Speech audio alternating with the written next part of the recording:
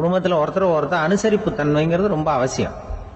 கணவன் மனைவின்னா அனுசரித்து போகணும்னு சொல்லுவாங்க. அதாவது ஒரு கணவன் அதுக்காக தான் அந்த காலத்துல எல்லாம் ஒரு வீட்டுக்கு வந்து மாப்பிள்ளை தேடுறதுங்கிறது ஒரு பெரிய குடும்பத்தை நிர்வகிக்கிற அளவுக்கு ஒரு கணவனாக வரக்கூடிய எப்படி இருக்கணும் அப்படின்னா, அந்த காலத்தில் புலி வேட்டைக்கு போகணும். ஒரு பொண்ணுக்கு மாப்பிள்ளை தேடுறதுன்னா நம்ம தமிழ் பழக்கம் என்னன்னா, காட்டுக்கு போய் ஒரு புலியை வேட்டையாடிட்டு வரணும். அந்த புலி பல்லு அல்லது நகத்தை கொண்டுட்டு வரணும் அந்த இளைஞன். அதை வந்து வீட்டில் கொடுப்பான். அதை தான் கட்டி அதை வந்து இதாக கட்டுவாங்க, மாலையாக போடுவாங்க, தாலியாக கட்டுவாங்க.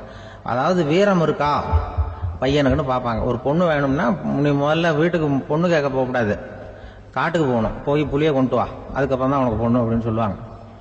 இப்போலாம் ஏன் போகிறது இல்லைன்னா, இப்போலாம் ஒருத்தனை வந்து காட்டுக்கு போய் புலிப்பல் கொண்டு வரனா புலி தான் மாப்பிள்ளையாக வரும். அதனால தான் இப்போ போகிறதில்லை யாரும் காட்டுக்கு. அப்போ வந்து பெண்கள் வந்து ரொம்ப வீரமாக இருந்தாங்க. பெண்கள் மூலம் அந்த காலத்தில் எப்படின்னா, முறத்தாலேயே புலியை துரத்துவாங்களாம். நம்ம பழைய பாட்டில எல்லாம் பார்த்துருப்பீங்க, முறத்தால புலியை விரட்டினாங்கன்னு வரும் பழைய பாட்டு. ஒரு அந்த அளவுக்கு பெண்களுக்கு வீரம். இப்போ கல்யாணம் ஆகி இந்த காலத்தில் ஒரு கணவனை வந்து விரட்டிட்டு வந்தாங்களாம் முறத்தை எடுத்துக்கிட்டு. ஒரு மனைவி அவன் பயந்துட்டு வெளில ஓடி வரான், பின்னாடி முறத்தை எடுத்துட்டு அந்த அம்மா ஓடி வருது. இவனை தனியாக பிடிச்சி கொண்டு போய், என்னப்பா இந்த மனைவிட்டு இப்படி பயந்து ஓடி வரிய, முறத்தால துரத்துறா இப்படி வரிய அப்படின்னு தான் அவன் அப்படியே தடுமாறிட்டு, அதெல்லாம் ஒன்றும் இல்லை, அவன் என்ன புலியா நினைக்கிறா அப்படின்னு ஒரு பெருமையாக சொல்லிட்டானான். அந்த காலத்தில் புலியை தான் முறத்தால விரட்டினாங்க, இப்போ புருஷனை விரட்டுறாங்க அப்படின்னு சொல்லி. அப்படி அந்த காலத்தில் வந்து கணவனுக்கு ஒரு குடும்பத்தை நிர்வகிக்கிற திறமை இருக்கா, உடல் வலிமை தான் முக்கியம். இப்போ கூட மதுரை பக்கத்தில் ஐயாவுக்கு தெரியும், அந்த இளவட்டக்கல்லுன்னு ஒரு ஊருக்கு ஊர் எல்லையில் கிடக்கும். ஊர் எல்லையில் ஒரு பெரிய கல் கிடக்கும். அந்த ஊருக்கு பொண்ணு கேட்க போகிறவங்க அந்த கல்லை தலைக்கு மேலே தூக்கி காட்டணும். அப்படியே தூக்கி தலைக்கு மேலே வசதி கீழே போடணும். அந்த வலு இருந்தால் தான் நீங்கள் அந்த ஊருக்குள்ளேயே போகலாம், பொண்ணு கேட்கறதுக்கு போகலாம். இல்லைன்னா நீ திரும்பி போக வேண்டியதான். அந்த வலிமை இருக்கா மாப்பிள்ளைன்னு பார்க்குறாங்க. இளவட்டக்கல்லுன்னு பேர். அப்போ என்ன பண்ணாங்கன்னா, ஒரு 1000 வருஷத்துக்கு முன்னாடி அந்த கல்லை தலைக்கு மேலே தூக்கி கீழே போடுவாங்களாம். ஒரு 500 வருஷத்துக்கு முன்னாடி அப்படி கொஞ்சம் தூரம் இடுப்பு அளவுக்கு தூக்கி கீழே போட்டுக்கிட்டு இருந்திருக்கிறாங்க. அதுக்கப்புறம் ஒரு 100 வருஷத்துக்கு முன்னாடியெல்லாம் அப்படி முழங்கால் அளவுக்கு அப்படி தூக்கி போட்டால் போகிறோம்னு வச்சுருந்தாங்களாம். இப்போ நான் அந்த ஊருக்கு என் கூட பழனிசாமின்னு ஒருத்தர் இருக்கார். அவர் போய், உனக்கு எப்படிப்பா இந்த ஊரில் கல்யாணம் ஆச்சு அப்படின்னா, இப்போலாம் நாங்கள் தொட்டு கும்பிட்டா போகிறோம், அதை அசைக்கிறது கூட இல்லை. அப்படி ஆகிட்டுது. ஒரு குடும்பத்தை கணவனாக வரப்போகிறவனுக்கான தகுதி அந்த காலத்தில் அப்படி இருந்துதான். அப்படி வந்து கணவன் வந்து தேர்ந்தெடுக்கிறது, குடும்ப தலைவனை தேர்ந்தெடுக்கிறது ஒரு பெரிய காரியம். ஒரு பெரிய செல்வந்தர் போட்டி வச்சாராம், ஒரு நீச்சல் குளம், அதில் யார் வேணாலும் குதித்து அந்த பக்கம் போய் கரையேறலாம். அந்த நீச்சல் குளத்தில் விஷப்பாம்புலாம் கிடக்கு. யார் துணிஞ்சி அந்த விஷப்பாம்பு இருக்கிற குளத்தில் குதித்து அந்த பக்கம் போய் கரையேறானோ அவனுக்கு ஒரு 100 ஏக்கர் நிலம் கொடுப்பேன். அது வேண்டான்னா ஒரு 1000 ஆடு கொடுப்பேன். அதுவும் வேண்டான்னா என் பொண்ணை கொடுப்பேன் அப்படின்னு போட்டி வச்சார். அதான் மாப்பிள்ளையை தேர்ந்தெடுக்கிறதுக்கு அவர் ஒரு வழி, நீச்சல் குளத்தில் குதிச்சு கரையேறணும். இப்போ அந்த ஊரில் இருக்கிற இளைஞர்கள்லாம் வந்து பார்க்குறாங்க அந்த குளத்தில் குதிக்கணும்னு. ஆனால் குளத்தில் ஒரு விஷப்பாம்புலாம் கிடக்கு. இது என்ன பண்ணுறதுன்னு பார்த்தா யாருமே குதிக்கிறதுக்கு தைரியம் வரல. திடீர்னு ஒருத்தன் துணிஞ்சு குதிச்சான், படப்படப்படன்னு அடிச்சுட்டு போய் அந்த பக்கம் கரையேறிட்டான். கரையேறின உடனே பரவாயில்லையே ஒரு ஆள் வந்துட்டான்னு சொல்லி அவனை அந்த இளைஞனை போய் பிடிச்சிட்டு வந்தாங்க. அந்த பெரியவர் கேட்டார், ஏப்பா இவ்வளவு பெரிய விஷப்பாம்பெல்லாம் கிடக்கிற நீச்சல் குளத்தில் நீ துணிஞ்சு குதிச்சு கரையேறி இருக்கிற, உனக்கு என்ன 1000 ஏக்கர் நிலம் கொடுத்துருவா, 100 ஏக்கர் நிலம் கொடுக்கவா சொல்கிறபடி அப்படின்னா, வேண்டாம் சார்ன்றான். ஓஹோ அப்படின்னா ஒரு 1000 ஆடு வேணுமா உனக்கு அப்படின்னா, அதுவும் வேண்டாம் சார். ஓ அப்படின்னா என் பொண்ணு வேணுமா அப்படின்னா, அதுவும் வேண்டாம் சாருங்கிறான்.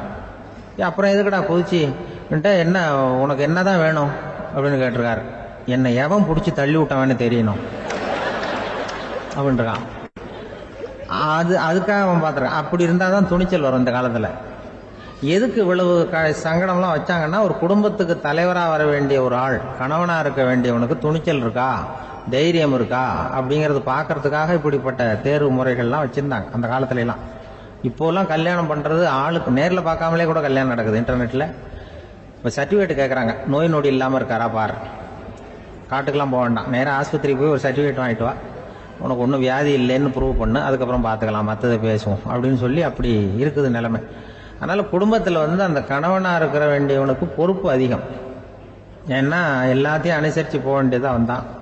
ஒரு பெரிய கிராமம். அந்த கிராமத்துல ஒரு பண்ணையார் வீடு. அதுதான் அந்த கிராமத்திலேயே பெரிய வீடு.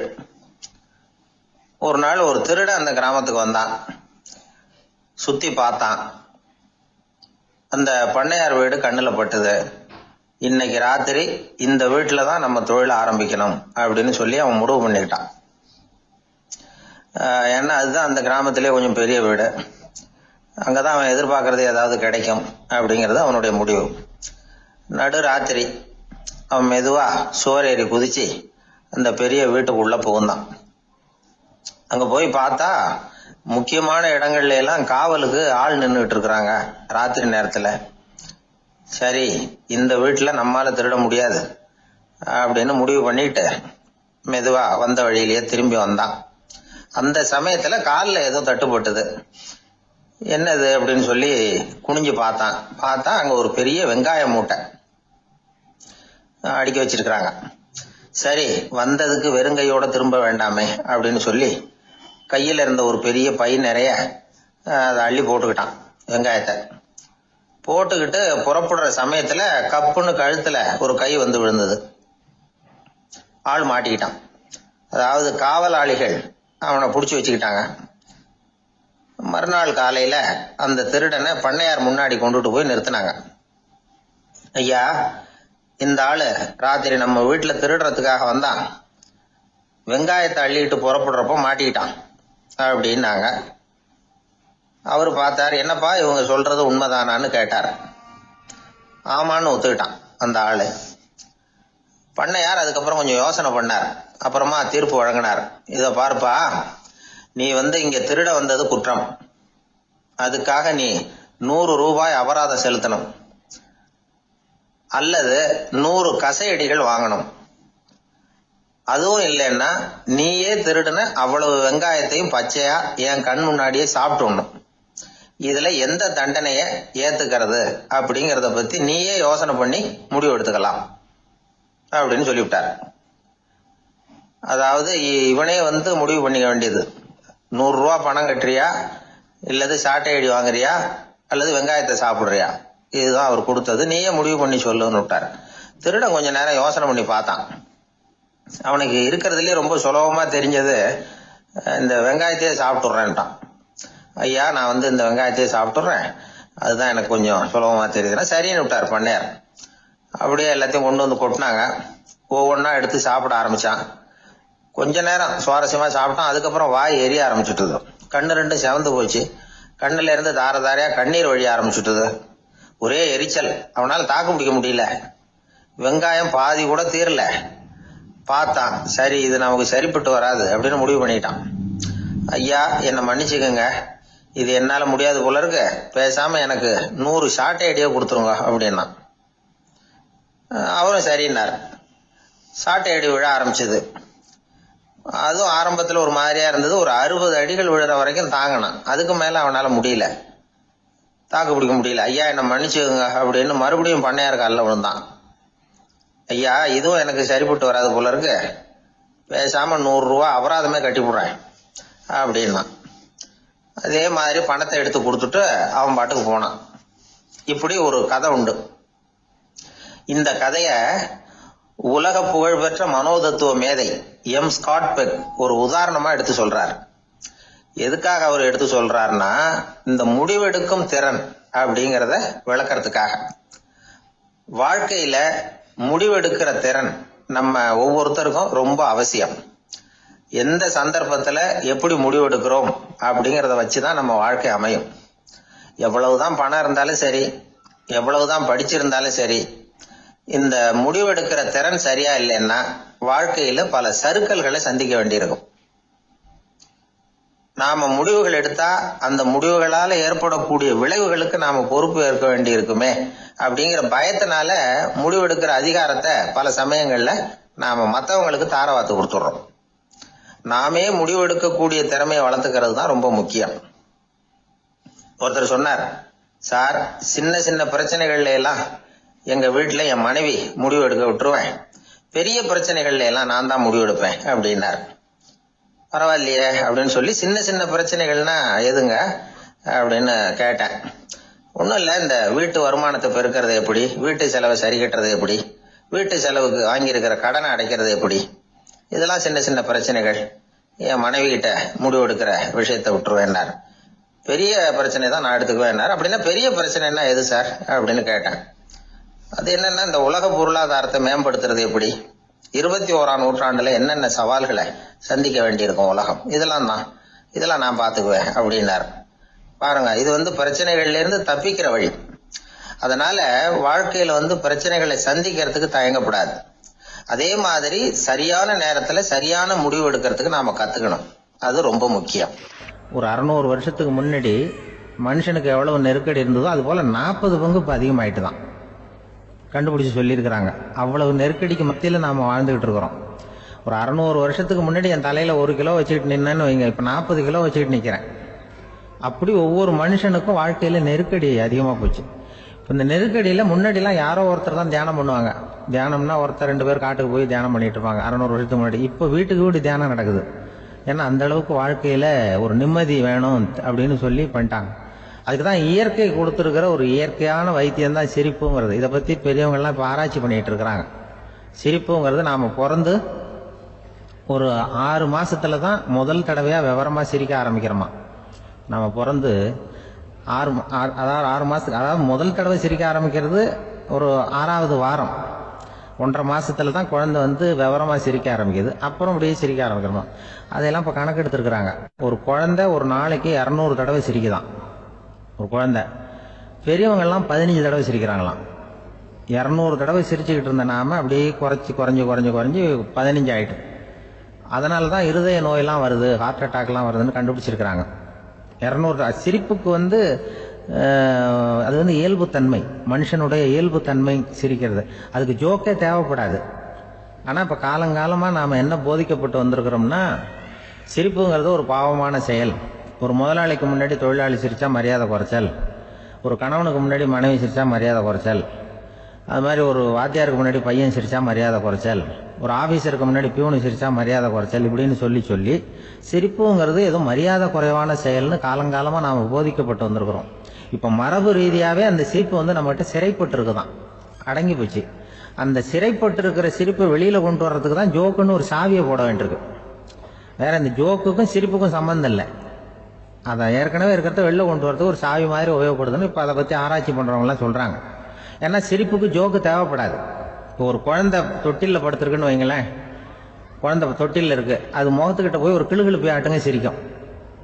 அந்த கிளுகிழுப்பை சத்தமே சிரிக்க வைக்கிறதுல அதுதான் மனுஷனுடைய இயல்புத்தன்மை. அது என்ன ஜோக்காது, சத்தம். ஒரு கிளுகிழுப்பை கொண்டு போய் குழந்தை முகத்துக்கிட்ட ஆட்டினா சிரிக்குதே, அதுதான் இயல்புத்தன்மை. அதே கிளுகிழுப்பை ஒரு தாத்தா மூஞ்சிக்கிட்ட ஆட்டுங்க, கோவம் வந்துடும்,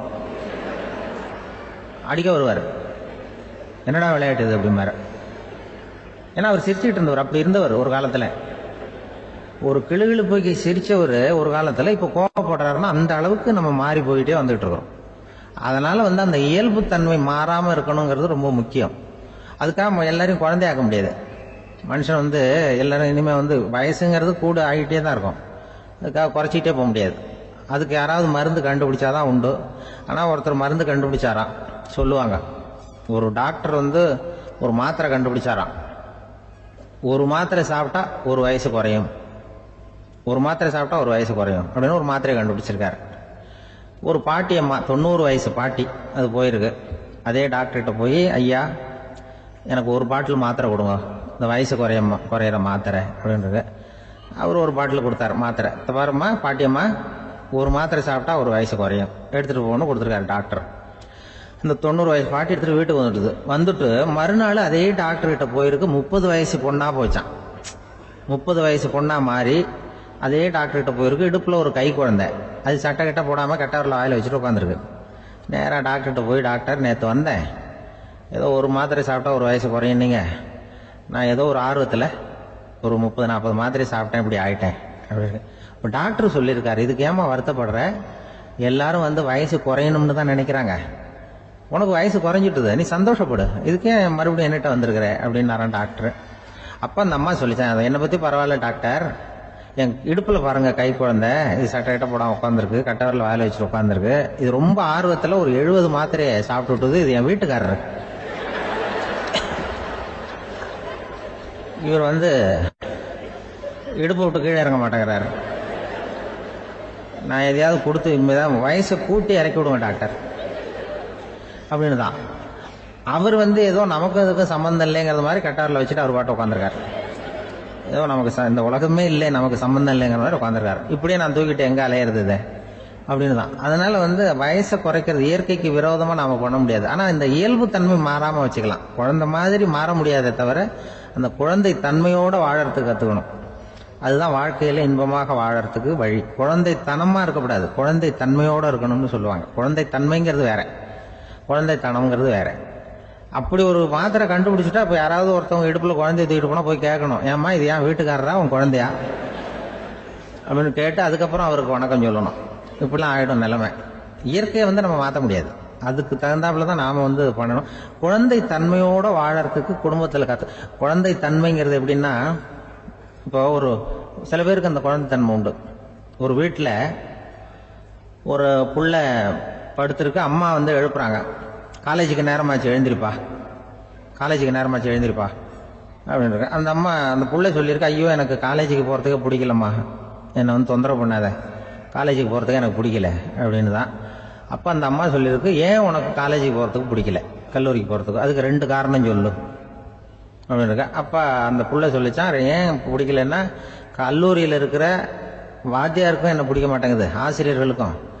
2வது காரணம் கல்லூரியில் படிக்கிற மாணவர்களுக்கும் என்ன பிடிக்கல, அதனால நான் காலேஜுக்கு போக மாட்டேன்ற குழந்தை புள்ள சொல்லியிருக்கு. அம்மா வந்து அப்படிலாம் நீ இதுக்காக போகாமல் இருக்கக்கூடாது, நீ போய் தான் ஆகணும் அப்படின்னு பிடிவாதமாக அந்த அம்மா பிள்ளைய எழுப்புனாங்களாம். சரி நான் எதுக்கு காலேஜ் போகணும்னு சொல்கிறேன், அதுக்கு நீ 2 காரணம் சொல்லு அப்படின்னு தான் அந்த புள்ள. அப்போ அந்த அம்மா சொன்னாங்களாம், நீ ஏன் காலேஜுக்கு போகணும்னா முதல் காரணம் உனக்கு வயசு 52, 2வது காரணம் நீ தான் பிரின்சிபால் அப்படின்னு தான். என்ன இருந்தாலும் அவங்க அம்மாவுக்கு அது புள்ள தானே. அதுதான் குழந்தை தன்மைங்கிறது. 52 வயசுலையும் குழந்தை தன்மையோடு இருக்கார் பாருங்க, அதுதான் அந்த குழந்தை தன்மையோடு வாழறது தான் வெற்றிக்கு வழின்னு சொல்லுவாங்க. இந்த உலகத்துல எத்தனை வகையான மனிதர்கள் இருக்கிறாங்க, ஒவ்வொரு மனிதனுமே ஒவ்வொரு வகை அப்படிங்கிறாங்க விஞ்ஞானிகள். மனிதர்களை 3 வகையா பிரிக்கலாம் அப்படின்னு சொல்றாங்க மெய்ஞானிகள். இவங்களை பத்திலாம் ஏற்கனவே நாம பேசியிருக்கிறோம். இப்ப டாக்டர் எட்வர்டு பேட்ச் அப்படிங்கிற நிபுணர் என்ன சொல்றாரு தெரியுமா, மனிதர்களை 7 வகையா பிரிக்கலாம்ங்கிறார். மனிதர்களின் மனநிலை அடிப்படையில அவங்களை 7 விதமா வகைப்படுத்துறார் அவர். சரி, அது என்ன 7 வகை? முதல் வகை என்னன்னா பயந்த குணம் உள்ளவங்க. சார் ரொம்ப பயந்த சுபாவம், வீட்டில் கூட வாயே திறக்க மாட்டார், சாப்பிட போறப்ப மட்டும்தான் கொஞ்சம் வாயை திறப்பார், அப்புறம் மூடிக்குவார் அப்படின்னு சில பேரை பத்தி நாம பேசிக்கிறது உண்டு. இவங்கெல்லாம் இந்த வகை, அதாவது பயந்த குணம் உள்ளவர்கள் அப்படிங்கிற முதல் வகை. சரி, 2வது வகை என்னன்னா சஞ்சலப்படுகிறவர்கள், எதுக்கு எடுத்தாலும் கலக்கம் குழப்பம், இப்படியே காலம் தள்ளிட்டு இருப்பாங்க. பல பேர் பார்த்துருப்பீங்க, அவங்கெல்லாம் இந்த வகை. 3வது வகை என்னன்னா யதார்த்த உலகை மறந்து கற்பனை உலகத்திலேயே மிதக்கிறவங்க. இளைஞர்கள், கவிஞர்கள், இப்படி பல பேர் இருக்கிறாங்க. எப்ப பார்த்தாலும் கற்பனை உலகத்திலேயே மிதந்துகிட்டு இருப்பாங்க. கிட்டத்துல போய் என்னங்க ஒரு மாதிரியா இருக்கிறீங்க அப்படின்னு கேட்டு பாருங்க, அவங்களெல்லாம் ஏதோ ஒரு அற்ப புழுவை பாக்குறது மாதிரி அவங்கள பார்ப்பாங்க. அதுவும் அந்த வானத்து நிலாவை பாருங்கள், அது என்னை வா வான்னு கூப்பிடுது, எனக்கு சீக்கிரத்துல ஒரு நாள் சிறகுகள் முளைக்கும், சிறகடித்து வானத்துல பறந்து போவேன், அந்த செல்ல நிலாவை கொஞ்சிவிட்டு வருவேன், இப்படிலாம் பேசிட்டு இருப்பாங்க. கொஞ்சிறது அப்புறம் இருக்கட்டும், இப்ப கஞ்சிக்கு வழியே பாருப்பா அப்படின்னா அதை காதுல வாங்க மாட்டாங்க. நாம ஏதோ இந்த உலகத்தை அனுபவிக்க தெரியாதவர்கள் மாதிரி நம்மளை அவங்க கவனிப்பாங்க. இப்படி ஒரு ரகம். 4வது வகை மனிதர்கள் எப்படின்னா, இவங்க தனிமை உணர்வு மிக்கவர்கள். இவங்க மற்றவங்களோட இயல்பா நெருங்கி பழகிறது இல்ல, தான் உண்டு தன்னுடைய வேலை உண்டுன்னு இருந்துட்டு போறவங்க. அடுத்த வீட்டுல இருக்கிறவர் யார் அப்படின்னு கேட்டா கூட அடுத்த வீடுன்னு ஒண்ணு இருக்கா அப்படிங்கறது மாதிரி நம்ம முகத்தை பார்ப்பாங்க. அவங்க கிட்ட மேற்கொண்டு நாம என்னத்தை பேச முடியும்? இப்படி ஒரு வகை. 5வது வகை மனிதர்கள் எப்படின்னா, இவங்க வந்து மற்றவங்க செல்வாக்குக்கு உட்பட மறுப்பவர்கள். அடுத்தவங்களோட செல்வாக்குக்கு இவங்க ஆட்படுறதில்ல. நான் யார் தெரியுமான்னு கேட்டா அதை தெரிஞ்சுட்டு எனக்கு என்ன ஆக போகுதும்பாங்க. இவங்கெல்லாம் அந்த ரகம். 6வது வகை மனிதர்கள் எப்பவும் எதுலையும் பற்று இல்லாம இருக்கிறவங்க. இது ஒரு துறவு மனப்பான்மை. இயல்பாவே சில பேர் இப்படி உண்டு, அவங்களுக்கு எதுலயும் ஒரு ஈடுபாடு இருக்காது. அப்படிப்பட்டவங்க எல்லாம் 6வது வகை. 7வது வகை மனிதர்கள் மற்றவங்க கவலையை தன்னுடையதா ஆக்கிக்கிட்டு கவலைப்படுறவங்க. இவங்கெல்லாம் மகாத்மாக்கள். தாம் வேறு அடுத்தவங்க வேறு அப்படிங்கிற எண்ணம் இவங்களுக்கு வர்றதில்ல. அதனால அடுத்தவங்களுக்கு ஒரு துன்பம் வந்ததுன்னா இவங்களால சும்மா இருக்க முடியறதில்ல. ஆக கூடி இப்படி 7 விதமான மனிதர்களை அடையாளம் காட்டுறார் அந்த நிபுணர். இதுல நாம எந்த வகையில வர்றோம் அப்படிங்கறத நாம தான் அடையாளம் கண்டுபிடிக்கணும். எனக்கு தெரிஞ்ச ஒரு மனிதர் உண்டு. அவர் ஒரு வித்தியாசமான வகை. எதையும் நடைமுறை சாத்தியமா சிந்திக்கிறவர். எப்பவும் அடுத்தவங்களும் நல்லா இருக்கணும், நாமும் நல்லா இருக்கணும் அப்படின்னு ஆசைப்படுறவர். அவருக்கு ஒரு சமயம் திடீர்னு உடம்பு சுகம் இல்லாம போயிட்டுது. டாக்டர் கிட்ட போனார், பணம் கொடுத்தார், வைத்தியம் பார்த்துக்கிட்டார். அவர் எழுதி கொடுத்த மருந்து சீட்டை வாங்கினார். ஒரு மருந்து கடைக்கு போனார், பணம் கொடுத்தார், மருந்து வாங்கினார். அதை எடுத்துட்டு வீட்டுக்கு வந்தார். அதுக்கப்புறம் அந்த மருந்து அவர் சாப்பிடணும்ல, சாப்பிடவே இல்லை, அப்படியே சும்மா வச்சுட்டார். அவரை பார்த்து கேட்டேன், ஏன் சார் இப்படி பண்றீங்க, வீண் செலவு தானே இது, நீங்க ஏன் டாக்டர் கிட்ட போய் பணம் செலவு பண்ணுனீங்கன்னு கேட்டேன். அவர் சொன்னாரு, டாக்டர் வாழணும் இல்லையா, அதனாலதான் அப்படின்னார். சரி, அப்புறம் ஏன் மருந்து வாங்கினீங்க அப்படின்னு கேட்டேன். மருந்து கடைக்காரர் வாழணும் இல்லையா, அதனாலதான் அப்படின்னார். சரி, அப்புறம் ஏன் வாங்கின மருந்து சாப்பிடாம வச்சுட்டீங்க அப்படின்னதுக்கு, நான் வாழணும் இல்லையா அதனாலதான் அப்படின்னார். இவர் வாழ்க்கையை புரிஞ்சுக்கிட்டவர். இப்படி வாழ்க்கையை புரிந்து கொண்டு வாழ தெரிஞ்சுக்கணும். எந்த வகை மனிதர் நாம் அப்படிங்கறத புரிஞ்சுக்கிட்டு வாழ்ந்தோம்னா வாழ்க்கையில வெற்றி நிச்சயம். மனித நேயம்ங்கிறத பத்தி சொல்லுவாங்க. மனித நேயம் ஏன்னா ஒரு கணவன் கணவனா இருக்கணும், மனைவி மனைவியா இருக்கணும். ஒரு மனுஷன் இன்னைக்கு மனிதனாக இல்லை. மனித நேயம் குறைஞ்சு போச்சு. இது குடும்ப உறவுகள்லாம் ரொம்ப மாறி போச்சுன்னு சொல்ல. இப்ப நாகரிகத்துல அப்படிதான் இருக்குது. ஒரு இதுல ஒருத்தன் என்ன பண்ணிருக்கான், ஒரு சின்ன பையனை கொண்டு வந்தானா. ஒரு சின்ன பையன் பக்கத்துல இருக்கான். ஒரு பெரியவர் கேட்டிருக்காரு, யாருப்பா அந்த பையன் அப்படின்னு கேட்டிருக்காரு. இவன் சொன்னானா, இந்த பையன் எனக்கு தூரத்து உறவுன்னு இருக்கான். சரி, தூரத்து உறவுன்னா எப்படி அப்படின்னு கேட்டிருக்கான். இந்த பையன் எங்க அப்பாவுக்கு 8வது புள்ள அப்படின்னானா. கூட பிறந்தவனே அவ்வளவு தூரமா போயிட்டான், 8வதா பிறந்தான். அப்படி இருக்கு குடும்ப உறவுகள்ங்கிறது. மனுஷனுக்கு வேல்யூ விஞ்ஞானம் எப்படி போட்டிருக்குன்னா, ஒரு மனித உடம்புல இருக்கிற கால்சியத்தை மட்டும் தனியா எடுத்தா ஒரு சின்ன ரூமுக்கு வெள்ளை அடிக்கலாமா. ஒரு மனுஷ உடம்புல இருக்கிற பாஸ்பரஸை மட்டும் தனியா எடுத்தா ஒரு 40 நெருப்பு வச்சு தயார் பண்ணலாம். ஒரு மனுஷ உடம்புல இருக்கிற இந்த கொழுப்பு சத்தை மட்டும் தனியா எடுத்தா ஒரு 7 சோப்பு கட்டி தயார் பண்ணலாம். அது மாதிரி ஒரு மனுஷ உடம்புல இருக்கிற இரும்பு சத்தை மட்டும் தனியா எடுத்தா ஒரு 2 அங்குல ஆணி 2 செய்யலாம். இவ்வளவுக்கும் விலை போட்டா 42 ரூபா 50 காசு. இதுதான் மனுஷனுக்கு விஞ்ஞானம் போட்டிருக்கிற விலை. அது எப்போ அது ஒசரும்னா, அவன் மனுஷனா இருக்கிற வரைக்கும் இருக்கிறப்ப. அதுவும் செத்து போனா அதுவும் கிடையாது, செத்து போனா அதுவும் குறைஞ்சிரும். மிருகங்களுக்கெல்லாம் அப்படி இல்லை, செத்ததுக்கு அப்புறம் விலை கூடும். அங்கெல்லாம் எல்லா ஊர்லயும் பாத்தீங்கன்னா உயிர் கோழி 50 ரூபா, உரிச்ச கோழி 60 ரூபான்னு போட்டிருக்கோம். செத்ததுக்கு அப்புறம் 10 ரூபா அதிகம்.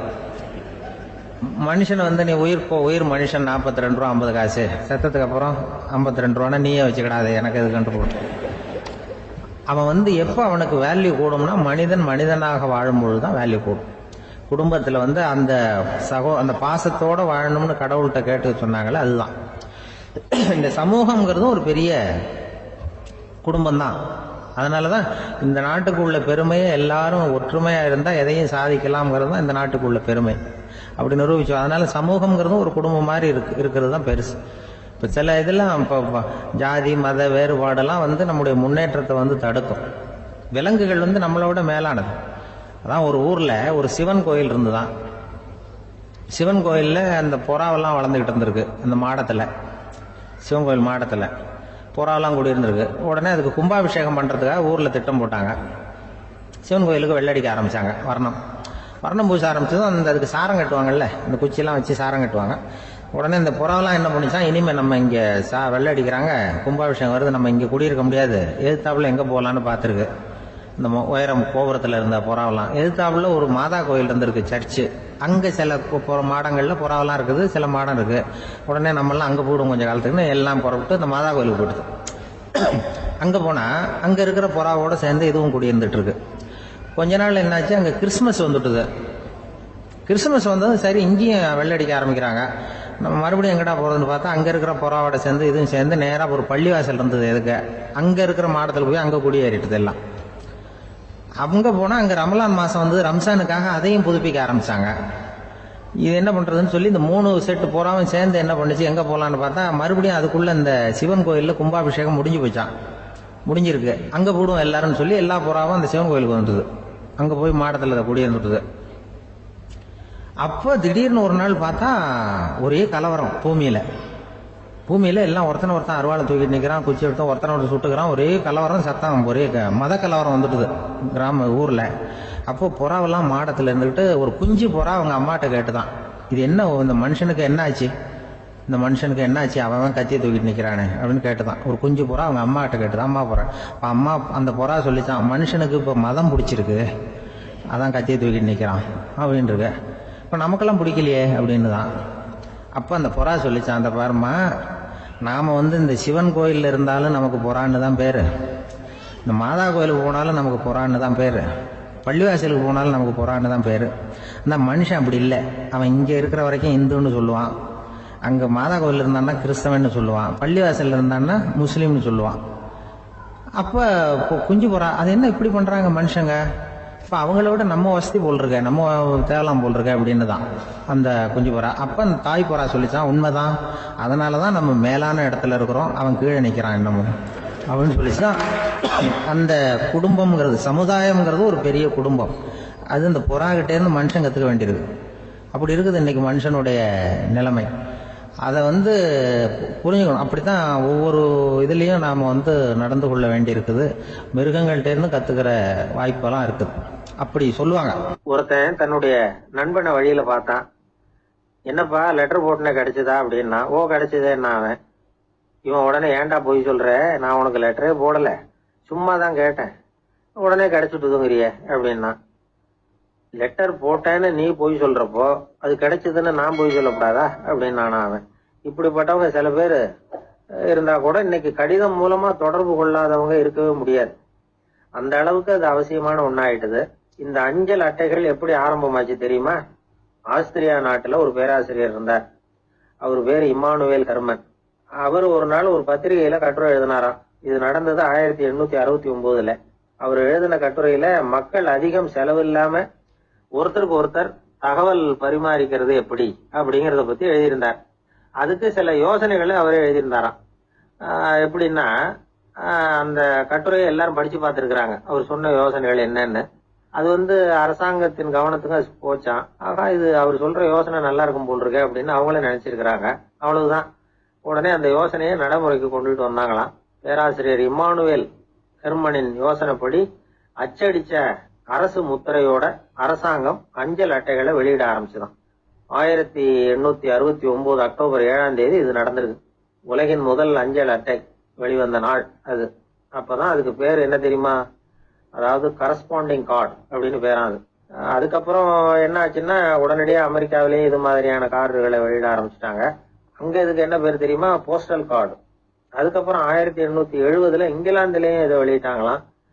அதை வெளியிட்ட முதல் நாள் அன்னைக்கு என்ன நடந்தது தெரியுமா?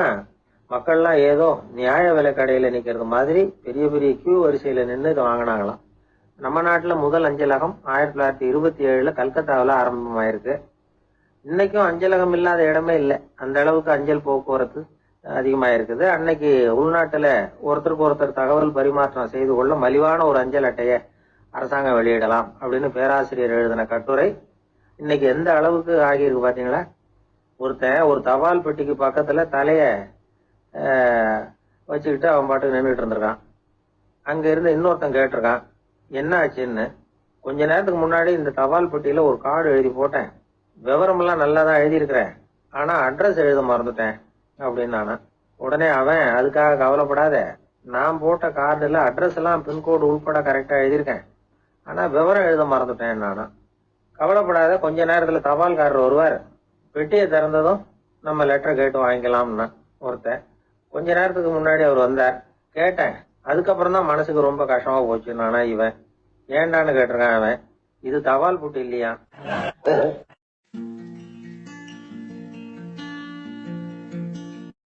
அளவுக்கு மிஞ்சினால் அமிர்தமும் நஞ்சு அப்படின்னு சொல்லுவாங்க.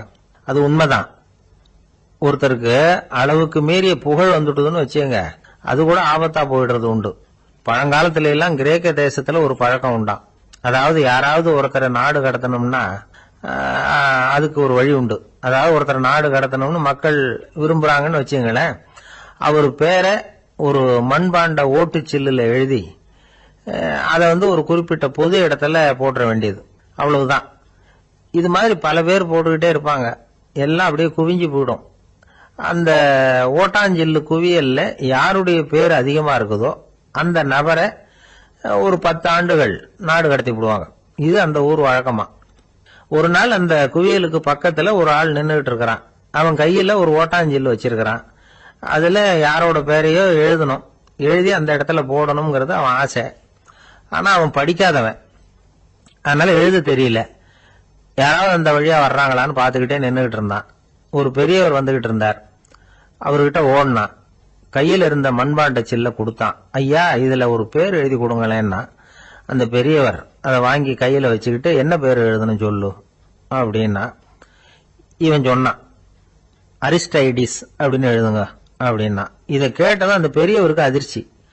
ஏன்னா அவரு தான் அரிஸ்டைடிஸ், தத்துவ மேதை அரிஸ்டைடிஸ் அவர். இருந்தாலும் நான் தான் அதுங்கிறத காட்டிக்காம அந்த ஆளுகிட்ட கேட்டார், அது சரிப்பா, அரிஸ்டைடிஸ்ங்கிற பேரை எழுத சொல்ற, அவர் உனக்கு என்ன கெடுதல் பண்ணார், அவர் பேரை இதுல எழுத சொல்றிய அப்படின்னு கேட்டிருக்கார். அதுக்கு இவன் சொன்னானா, அவர் எனக்கு எந்த கெடுதலும் பண்ணல, அவரை நான் பார்த்தது கூட இல்லை அப்படின்னு இருக்கான். அப்புறம் எதுக்காக அவரை நாடு கடத்தணும்னு நீ ஆசைப்படுற அப்படின்னு கேட்டிருக்கார். இப்போ அந்த ஆளு சொல்றான், அரிஸ்டைடஸ பத்தி எல்லாரும் பேசுறாங்க, அவர் ரொம்ப நல்லவர், அவர் ஒரு பெரிய அறிவாளிங்கிறாங்க, அவர் ஒரு பெரிய வள்ளல், பேரறிஞர், இப்படி எல்லாரும் சொல்றதை கேட்டு கேட்டு எனக்கு ரொம்ப அழுத்து போயிட்டுது, அதனாலதான் வெறுப்பாயிட்டேன் அப்படின்னு நானும். இதுல இருந்து என்ன தெரியுது, நாம நல்லவனா இருக்கிறதுல ஒன்னும் இடைஞ்சல் இல்லை. ஆனா நம்மள நல்லவன் நல்லவன் எல்லாரும் சொல்ல ஆரம்பிச்சுட்டாங்கன்னு வச்சுக்கோங்க, அப்ப இடைஞ்சல் ஆரம்பம்னு அர்த்தம். எதுவுமே அளவுக்கு மிஞ்சி போகாம பாத்துக்க வேண்டியது ரொம்ப அவசியம். அளவுக்கு அதிகமா ஆசைப்படாதவங்கள ஆபிரகாம் லிங்கனும் ஒருத்தரான். அவரு ஒரு தடவை தன்னுடைய நண்பர்கள் கிட்ட பேசிக்கிட்டு இருந்தாராம். ஒருத்தர் கேட்டிருக்கார், ஒரு மனுஷனுக்கு கால்கள் எவ்வளவு உயரம் இருக்கணும் அப்படின்னு கேட்டாராம். இதுக்கு ஆபிரகாம் லிங்கன் சொன்னாராம், அது என்ன, இடுப்புல இருந்து தரையை தொடுற அளவுக்கு உயரம் இருந்தா போதும் அப்படின்னாராம். எது ரொம்பவும் கஷ்டமான காரியம் அப்படின்னு கேட்டார் ஒருத்தர். ஒருத்தருக்கு ஒருத்தர் சண்டை போடாம இருக்கிறது தான் ரொம்ப கஷ்டமான காரியம் அப்படின்னு தோணுது. ஒரு நாட்டுக்கும் இன்னொரு நாட்டுக்கும் சண்டை, நாட்டுக்குள்ளேயே ஒரு குரூப்புக்கும் இன்னொரு குரூப்புக்கும் சண்டை. ஏன் சண்டை போட்டுக்கிறீங்கன்னு கேட்டு பாருங்க, நாங்க சமாதானத்துக்காக தான் சண்டை போட்டுக்கிறோம் அப்படிம்பாங்க. வாழறதுக்காக பிறந்த மனுஷன் லட்சியத்துக்காக உயிரை விட தயார் அப்படின்னு சொல்லிட்டு இருப்பான். அப்படி உயிரை விடுறவங்கள நாமளும் பாராட்டுவோம். ஆனா ஒண்ணுமில்லாத விஷயங்களுக்கெல்லாம் சண்டை போடுறவங்களெல்லாம், அப்படிப்பட்டவங்களையும் சரி உயிரை விடுறவங்களையும் சரி என்னன்னு சொல்றது, யுத்தங்களாலேயும் சண்டைகளாலேயும் நாம் அடையிறது என்னங்கிறது ஒரு பக்கம் இருக்கட்டும், இழக்கிறது என்ன தெரியுமா, ஏராளமான உயிர்கள். ரத்தம் சிந்தறதுக்கு நான் தயார் அப்படின்னு மார்தட்டி சொல்லலாம், ஆனா ரத்தம் சிந்தினா உயிர் காத்துக்கிட்டு இருக்க தயார் இல்லை. அதாவது உயிர் நமக்காக காத்துக்கிட்டு இருக்க தயார் இல்லை. இழக்கிற ரத்தத்தை ஈடு கட்டினாதான் உயிரை காப்பாற்ற முடியும். அதனால இது சம்பந்தமா ஆராய்ச்சி செய்யற கட்டாயம் ஏற்பட்டு போச்சு. அதோட விளைவா புதுசா ஒன்றை கண்டுபிடிச்சிருக்கிறாங்க. அதுதான் செயற்கை ரத்த பொடி. இப்ப இந்த திடீர் சாம்பார் பொடி, திடீர் ரசப்பொடி, திடீர் காப்பி பொடி இப்படிலாம் சொல்றோம்ல, அது மாதிரி இது திடீர் ரத்த பொடி. இஸ்ரேல் ஒரு சின்ன நாடு, மக்கள் தொகை குறைச்சல், அதோட போர்கள் வேற. அதனால காயம்பட்டவங்களை காப்பாற்றியே தீர வேண்டிய கட்டாயம். காப்பாற்றணும்னா ரத்த இழப்பை தடுக்கணும். அப்படின்னா உடனடியாக புது ரத்தம் செலுத்தி ஆகணும். திடீர்னு ரத்தம் வேணும்னா எங்கே போகிறது? அதுவும் கிடைக்கிற ரத்தம் சேர்ற குரூப்பாக இருக்கணும். ஒரு வேடிக்கை பார்த்தீங்களா, நான் வேற குரூப்பு நீ வேற குரூப்புன்னு இவன் சண்டை போடுறான். இதில் அடிபட்டவனுக்கு ரத்தம் கொடுக்க போனால் அதுலேயும் அது வேற வேற குரூப்பாக இருக்குது. அது ரத்தமும் வேற வேற குரூப்புன்னு சொல்லிட்டு இருக்குது. எந்த குரூப்பு ரத்தம் வேணும், அது உடனடியாக கிடைக்கலன்னா என்ன பண்ணுறது? இப்படிப்பட்ட கஷ்டம்லாம் நமக்கு வந்துடுது. இதுக்காக தான் விஞ்ஞானிகள் இந்த ரத்த பொடியை கண்டுபிடிச்சிருக்கிறாங்க. அதாவது ஒரு ஆள் அடிபட்டு போட்டான்னு வச்சுங்களேன், அவனுக்கு ரத்தம் கிடைக்கல, உடனே என்ன பண்ணலாம், இந்த சுத்தப்படுத்தப்பட்ட தண்ணீரை கொஞ்சம் எடுத்துக்க வேண்டியது, அதில் இந்த ரத்த பொடியை கரைக்க வேண்டியது. இப்போ இந்த செயற்கை ரத்தம் தயாராகிட்டுது. இதை அந்த ஆள் உடம்புல ஏற்றி விட்டுற வேண்டியது. இயற்கையாக நம்ம உடம்புல இருக்கிற ரத்தம் என்னென்ன வேலை செய்யுதோ அதே வேலையை இதுவும் செய்யும். அதாவது ஆக்சிஜனை உடம்புல எல்லா இடத்துக்கும் எடுத்துகிட்டு போகுது. அந்த வேலையை இந்த செயற்கை ரத்தமும் செஞ்சுடுது. ஆனால் ஒரு விஷயம், இந்த செயற்கை ரத்தம் ஒரு அவசரத்துக்கு தான் உபயோகப்படுத்தலாம், ஒரு முதல் உதவி மாதிரி. அதை அப்படியே நிரந்தரமாக விட்டுற முடியாது. பின்னாடி தேவையான குரூப்பு உண்மையான ரத்தம் கிடைச்ச உடனே அதை செலுத்திக்கணும். உண்மையான ரத்தத்தை 20லேருந்து 40 நாள் வரைக்கும் தான் பாதுகாக்க முடியும். அதுவும் குளிர்பதன பெட்டியில். அதுக்குள்ளே உபயோகப்படுத்தலைன்னா அது வீணாக போயிடும். இந்த ரத்த பொடி அப்படி இல்லை, எவ்வளோ நாள் வேணும்னாலும் அப்படியே வச்சுருக்கலாம். குளிர்பதன பெட்டியும் தேவையில்லை.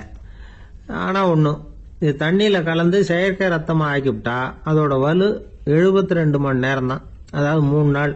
அதுக்குள்ளே அந்த ஆசாமியை எங்கேயாவது ஆஸ்பத்திரிக்கு தூக்கிட்டு போய் உண்மையான ரத்தத்தை கொடுத்துடணும். சண்டையில் அடிபடுறவங்க, சாலை விபத்தில் அடிபடுறவங்க, இவங்களுக்கெல்லாம் அவசரத்துக்கு கை கொடுத்து உதவுறது இந்த செயற்கை ரத்த பொடி. அதுக்கப்புறம் நாம் கொடுக்குற ரத்தம் தான் அவங்கள காப்பாற்றணும். இன்னைக்கு ரத்தத்தை தானமாக கொடுக்க தயாராக இருக்கிற நல்ல உள்ளங்கள் ஏராளம். எவ்வளவு ஆக்சிடென்ட், ஆப்ரேஷன், இதில் சம்மந்தப்பட்டவங்களை காப்பாற்றுறது நாம் தானமாக கொடுக்குற ரத்தம் தானே. ஒரு ஆக்சிடென்ட்டு, ஒரு ஸ்கூட்டர் ஒரு ஆள் மேலே மோதி விட்டுது. பார்த்து வரக்கூடாதா அப்படின்னா அந்த ஆள், நீ தான் பார்த்து நடக்கணும், ஏன்னா 20 வருஷமாக நான் அந்த ஸ்கூட்டரை ஓட்டிகிட்டு இருக்கிறேன் அப்படின்னானா இவன். இதுக்கு அவன் சொன்னானா, நீ தான் பார்த்து ஓட்டணும், ஏன்னா 40 வருஷமாக நான் இப்படி நடந்துகிட்டு இருக்கிறேன் அப்படின்னானா. ஒருத்தர் ஓடி வந்தார், இன்னொருத்தரை பார்த்து, சார் உங்கள் சைக்கிளை ஒரு நாள் இரவல் கொடுங்களேன், பக்கத்து ஊருக்கு போயிட்டு வர வேண்டியிருக்கு அப்படின்னார். இவர் சைக்கிளை கொடுத்து பத்திரமா கொண்டுட்டு போங்கன்னார். சார் இதை பத்திரமா கொண்டு போகிறேன், கவலையே வேணாம், ஏன்னா இது உங்களோட சைக்கிள் அப்படின்னு நான் நினைக்கல, என்னோட சைக்கிளாக நினைக்கிறேன் அப்படின்னார். அதுக்கப்புறம் தான் இவருக்கு உண்மையாகவே பயம் வந்துட்டுது. ஏன்னா அவர் சொன்னது மாதிரி அதை தன்னோட சைக்கிளாகவே நினச்சி தள்ளிட்டு போட்டா என்ன பண்ணுறது. எது எதை நம்முடையதா நினைக்கணுங்கிறதுக்கு ஒரு வரையறை இருக்கு. சில பேர் ஆஃபீஸையே வீடாக நினச்சி விடுறது உண்டு. அப்படிப்பட்டவங்க கூட வீட்டை ஆஃபீஸாக நினைக்கிறது இல்லை. ஏன்னா வீட்டில் இவர் ஆஃபீஸராக நடந்துக்க முடியறதில்லை. இதெல்லாம் ஒரு பக்கம் இருக்கட்டும், இப்போ விஷயத்துக்கு வருவோம். பொறியியல் மேதை டாக்டர் விஸ்வேஸ்வரய்யா இருந்தார் இல்லையா, பாரத ரத்னா விருதெல்லாம் கொடுத்தாங்களே. ஆஃபீஸ் வேலை வேற, சொந்த வேலை வேற அப்படிங்கிறதுக்கு ஒரு உதாரணமாக இருந்தவர் அவர். மைசூர் மகாராஜா கிட்ட திவானா இருந்தார். அவர் ஒரு நாள் அரசாங்க வேலை காரணமாக வெளியூர் போயிருந்தார். ஹாசன்கிற ஊருக்கு பக்கத்தில் ஒரு பயண மாளிகை, அங்கே தங்கிவிட்டார். ராத்திரி அங்கே தங்கி இருந்துட்டு விடிஞ்சதும் ஊருக்கு திரும்புறதாக திட்டம். ராத்திரி தூங்குறதுக்கு ரொம்ப நேரம் ஆயிட்டுது. ரொம்ப நேரம் வரைக்கும் அரசாங்க சம்பந்தப்பட்ட வேலைகளையே பார்த்துக்கிட்டு இருக்கிறார். அரசாங்க ஃபைல்கள் நிறைய இருந்தது. அதையெல்லாம் ஒவ்வொன்றா எடுத்தார், படித்து பார்த்தார், பரிசீலனை பண்ணார். அதில் எழுத வேண்டியதை எழுதினார், கையெழுத்து போட்டார். ஒரு வழியாக அந்த வேலையெல்லாம் முடிஞ்சுது. அதுக்கப்புறம் என்ன பண்ணார்னா, தன்னுடைய சூட்கேஸை திறந்தார். அதிலிருந்து 2 மெழுகுவத்தியை எடுத்து கொளுத்தி வச்சார். அந்த பயண மாளிகையில் அது வரைக்கும் எரிஞ்சுக்கிட்டு இருந்த மின்சார விளக்குகளை அணைச்சுட்டார். அதுக்கு பிறகு அந்த மெழுகுவத்தி வெளிச்சத்தில் சில புத்தகங்களை தொடர்ந்து படிக்க ஆரம்பிச்சிட்டார். அந்த பயண மாளிகையில் பணியாளராக இருந்தவர் இதை பார்த்துட்டு ஓடி வந்தார். மறுபடியும் மின் விளக்க போடுறதுக்காக போனார். விஸ்வேஸ்வரய்யா அதை பார்த்துட்டு போட வேணாம்ட்டாராம். இதுவரைக்கும் நான் அரசாங்க அலுவல்களை கவனிச்சுக்கிட்டு இருந்தேன், அதனால மின் விளக்குகள் அப்போ எரிஞ்சதில் தப்பு இல்லை. இப்போ நான் புத்தகம் படிச்சுக்கிட்டு இருக்கேன், இது என்னுடைய சொந்த வேலை, இங்கே இருக்கிற மின் விளக்கு அதுக்காக ஏன் எரியணும் அப்படின்னு கேட்டாராம். இப்போ இருக்கிற சில அரசு பணியாளர்கள் கிட்ட இந்த சம்பவத்தை பேச்சோட பேச்சா சொல்லி பார்த்தேன். அவங்களால இதை ஜீரணிக்கவே முடியல. நேர்மை தேவைதான் சார், அதுக்காக அவ்வளவு தூரத்துக்கு அது தேவையா அப்படிங்கிறாங்க. விஸ்வேஸ்வரய்யா அப்படி பண்ணினது தான் ஒரு நேர்மையாளர் அப்படின்னு இந்த உலகத்துக்கு நிரூபிக்கணுங்கிறதுக்காக இல்லை. தான் அப்படி நடந்து காட்டினா தன்னை சுற்றி இருக்கிறவங்களும் அதை கேள்விப்படுறவங்களும் முடிஞ்ச அளவுக்கு பொது வாழ்க்கையில், அரசு பணியில் நேர்மையை கடைபிடிக்க முயற்சி பண்ணலாமே அப்படிங்கிறதுக்காகத்தான். இப்பவும் சில பேர் இருக்கிறாங்க, இவங்க ஆஃபீஸ் வேற வீடு வேறன்னு நினைக்கிறது இல்லை, அவ்வளவு உரிமை. ஒருத்தர் அப்படிதான், அவருக்கு அவசரமா 5000 ரூபாய் தேவைப்பட்டது. ஆபீஸ் பணத்தை எடுத்துக்கிட்டார். அந்த நேரம் பார்த்து ஆடிட் வந்துட்டுது. ஆப்பிட்டுக்கிட்டார். விசாரணை நடக்குது. அவர் சொல்றார், சார் நான் நேரம் காலம் பார்க்காம ஆபீஸில் வேலை செய்வேன், ஏன்னா அதை என்னோட ஆபீஸா நினைக்கிறேன். அவசரத்துக்கு அந்த பணத்தை எடுத்தேன், மறுபடியும் வச்சுடலாம்னு தான் இருந்தேன், அதுக்குள்ள இப்படி ஆயிட்டுது. நீங்க என்ன நினைச்சாலும் சரி, நான் ஆபீஸ் வேற வீடு வேற அப்படின்னு நினைக்கிறது இல்லை, அது என்னோட சுபாவம் அப்படின்னார். விசாரணை பண்ணவர் தீர்ப்பு வழங்கினார். உங்க சுபாவத்துக்கு மதிப்பு கொடுத்து நானும் தீர்ப்பு வழங்குறேன். நீங்க கொஞ்ச நாள் ஜெயிலில் இருந்துட்டு வாங்க, அது உங்களுக்கு கஷ்டமா இருக்காதுன்னு நினைக்கிறேன். ஏன்னா அங்க போனாலும் நீங்க உங்க சுபாவப்படி வீடு வேற ஜெயில் வேறன்னு நினைக்க மாட்டீங்க அப்படின்னாராம். திபேத் நாட்டுல புத்த மடாலயங்கள் நிறைய உண்டு. அதுக்கு ஒரு தலைமையகமும் உண்டு. அது இந்த திபேத் தலைநகரம் லாசாவில் இருக்குது. ரொம்ப காலத்துக்கு அப்பால அதை பற்றியெல்லாம் நிறைய விவரங்கள் எழுதி வச்சிருக்கிறாங்க. அது இப்போவும் நமக்கு கிடைக்குது. அதாவது ரொம்ப தூரத்துக்கு அந்தாண்ட மலைகளுக்கு நடுவில் ஒரு கிளை மடாலயம். அந்த மடத்தின் தலைவருக்கு வயசாயிட்டு தான். அதனால தலைமை பொறுப்பை வேற ஒருத்தர்கிட்ட ஒப்படைக்கலாம் அப்படின்னு முடிவு பண்ணாராம். உடனே ஒரு லாமாவை கூப்பிட்டார். அவர் மூலமா தலைமை மடாலயத்துக்கு செய்தி அனுப்புனார், பொருத்தமான வாரிசு ஒருத்தரை அனுப்பி வைக்கும்படியாக. அந்த வாலிப லாமா புறப்பட்டார். காடு மேடெல்லாம் நடந்து போறார். ரொம்ப நாள் கழிச்சு தலைமை பீடத்தை அடைஞ்சார். தலைமை குரு கிட்ட விவரத்தை சொன்னார். தகுதியான ஒருத்தரை அனுப்பி வச்சா அழைச்சிட்டு போறேன் அப்படின்னார். சரி, நாளைக்கு காலையில் நீங்க அவங்க எல்லாரையும் அழைச்சிட்டு போகலாம்னார் அவரு. அவங்க எல்லாரையுமா? அங்க தேவைப்படுறது ஒருத்தர் தானே அப்படின்னார் இவர். ஆமான்னார். அப்புறம் ஏன் எல்லாரையும் அழைச்சிட்டு போக சொல்றீங்கன்னார். அது இப்போ உனக்கு புரியாது. நான் ஒரு 100 பிக்குகளை அனுப்புறேன், அதாவது பிட்சுகளை. அவ்வளவு பேரையும் அங்க வச்சு சமாளிக்க முடியாது அப்படின்னாரு இவரு. இருந்தாலும் இப்ப அந்த தலைமை குரு என்ன சொன்னார்னா, அதை பத்தி கவலைப்படாத, நான் 100 பேரை அனுப்புறேன். அதுல 99 பேர் வழியிலேயே காணாம போடுவாங்க, ஒருத்தன் மட்டும்தான் வருவான். அவனும் அங்க சேர்ந்துட்டானா நீ ரொம்ப கொடுத்து வச்சவன் அப்படின்னார். இவருக்கு ஒன்றும் புரியல. இருந்தாலும் மறுநாள் அந்த வாலிப லாமா 100 பேரை அழைச்சிட்டு புறப்பட்டார். போற வழியிலேயே பல பேர் அங்கங்க பிச்சுட்டு போயிட்டாங்க. அவர் சொன்னது மாதிரியே வழியில அவங்க ஊர்கள் இருந்தது தான் காரணம். அப்பா அம்மாவை பார்த்துட்டு வரேன் அப்படின்னு கொஞ்சம் பேர் போனாங்க. சொந்த பந்தத்தை பார்த்துட்டு வரேன் அப்படின்னு கொஞ்சம் பேர். ஒரு வாரம் ஆச்சு. இப்ப மிஞ்சினது 10 பேர் தான். வழியில ஒரு நகரம். அங்க சில பிட்சுக்கள் சந்திச்சாங்க. எங்க மடத்து தலைவர் இறந்துட்டார், உங்கள யாராவது ஒருத்தர் எங்களுக்கு தலைவராக முடியுமா அப்படின்னு கேட்டாங்க. 10 பேரும் தயார். அதுல ஒருத்தரை அழைச்சிட்டு அவங்க போயிட்டாங்க. இன்னொரு ஊர்ல சில பேர் வந்தாங்க, வழி மறிச்சாங்க. நில்லுங்க, எங்க மன்னர் மகளுக்கு திருமணம், அதை நடத்தி வைக்க 3 லாமாக்கள் தேவை அப்படின்னாங்க. இப்படி கொஞ்சம் கொஞ்சமா எல்லாரும் காலி. கடைசியில 2 பேரும் மிஞ்சினாங்க. அங்க ஒரு இளம்பெண் எதிரில் வந்தா. எங்க அப்பா வேட்டைக்கு போயிருக்கிறாரு, இன்னும் திரும்பி வரல. வீட்டுல வேற யாரும் இல்ல, தனியா இருக்க பயமா இருக்கு, யாராவது ஒருத்தர் எனக்கு துணையா இருக்கணும் அப்படின்னு கேட்டுக்கிட்டா. எங்க 2 பேர்ல நீயே ஒருத்தரை தேர்ந்தெடுத்துக்கோ, இல்லைன்னா எங்களுக்குள்ள சண்டை வந்துடும் அப்படின்னாங்க. இப்ப மிஞ்சினவர் ஒருத்தர். அவருக்கும் ஒரு சோதனை வந்தது. ஒரு தர்க்கவாதி எதிரில் வந்தா, உன்னோட வாதம் பண்ணணும்னா. இவனோட வாதம் பண்றேன், அது முடிய ரொம்ப காலம் ஆகலாம். தர்க்கத்துல நான் ஜெயிச்சா அங்க வரேன், இல்லைன்னா இவருடைய சீடனை ஆயிடுவேன் அப்படின்னார் அவரு. கடைசியா அழைக்க வந்த வாலிபலாமா மட்டும் வெறும் கையோட திரும்பி போனார். அங்க இருந்த வயசான மடாதிபதி கேட்டார், எத்தனை பேர் அங்கிருந்து புறப்பட்டீங்கன்னார். என்னையும் சேர்த்து 101ன்னார் அவரு. நல்லது, நீயாவது திரும்பி வந்திய, அதுதான் எனக்கு போதும். ஏன்னா நீ தான் எனக்கு உண்மையான வாரிசு. அந்த 100 பேர்ல யாரும் வரமாட்டாங்க அப்படின்னார் அவர். ஏன்னா அவருக்கு தெரியும் இவர் ஒருத்தர் தான் திரும்பி வருவாருங்கிறது. திபேத்துல ஒரு பழங்கால பழமொழி உண்டாம், 100 பேர் செல்லலாம், எப்பொழுதாவது ஒருவன் அபூர்வமாக அடைய வேண்டிய இடத்தை அடைவான். இதுதான் அந்த பழமொழி. ஒரு உன்னதமான இலக்கை அடையணும்னா அது அவ்வளவு சுலபமான காரியம் இல்லை. இந்த காலத்து மடாலயம் ஒண்ணு, அதுல ஒரு தலைவர், அவருக்கு வயசாயிட்டது, தனக்கு ஒரு வாரிசை நியமிக்கணும் அப்படின்னு ஆசைப்பட்டார். ரொம்ப கஷ்டப்பட்டு ஒருத்தரை பிடிச்சார். தனக்கு வாரிசா நியமிச்சுட்டு அவர் சமாதி ஆயிட்டார். புதுசா பொறுப்பேற்றுக்கிட்டவர் அப்படியே உட்கார்ந்துருந்தார். அவரை தேடிட்டு பத்திரிகை நிருபர்கள்லாம் வந்தாங்க, கேட்டாங்க. அவரு உங்க பொறுப்புல அவர் பெரியவர் விட்டுட்டு போன இது எவ்வளவு சுமாரா தேரும், எவ்வளவு விட்டுட்டு போனார் அப்படின்னு கேட்டிருக்கிறாங்க. அது என்ன ஒரு 50 லட்சம் இருக்கும் அப்படின்னாராம். அவ்வளவும் பணமா அப்படின்னு கேட்டிருக்காங்க. இல்லைங்க, கடன் அப்படின்னாராம் இவர். அந்த மரத்தின் உச்சியில ஒரு பறவை கூடு, ஏதோ ஒரு பறவை கூடு கட்டி இருந்தது. அது என்ன பறவைன்னா ராஜாளி. ஒரு குரங்கு அந்த மரத்து கிளையில தாவி தாவி குதிச்சுக்கிட்டு இருந்தது. அப்போ இந்த கூட்டுல இருந்த முட்டை அது கண்ணுல போட்டுட்டுது. அதுக்கப்புறம் அது சும்மா இருக்குமா? விளையாட்டா ஒரு முட்டையை எடுத்தது, மரத்தை விட்டு கீழே இறங்குச்சு. கீழே ஒரு குப்பை மேட்டில் ஒரு கோழி சில முட்டைகளை அது பாட்டுக்கு இட்டு வச்சிருந்தது. குரங்கு தன் கையில இருந்த ராஜாளி பறவையோட முட்டைய அந்த கோழி முட்டைகளோட சேர்த்து போட்டுட்டு போயிட்டுது. கோழி வந்தது, பார்த்தது, அதுக்கு ஒன்னும் வித்தியாசம் புரியல.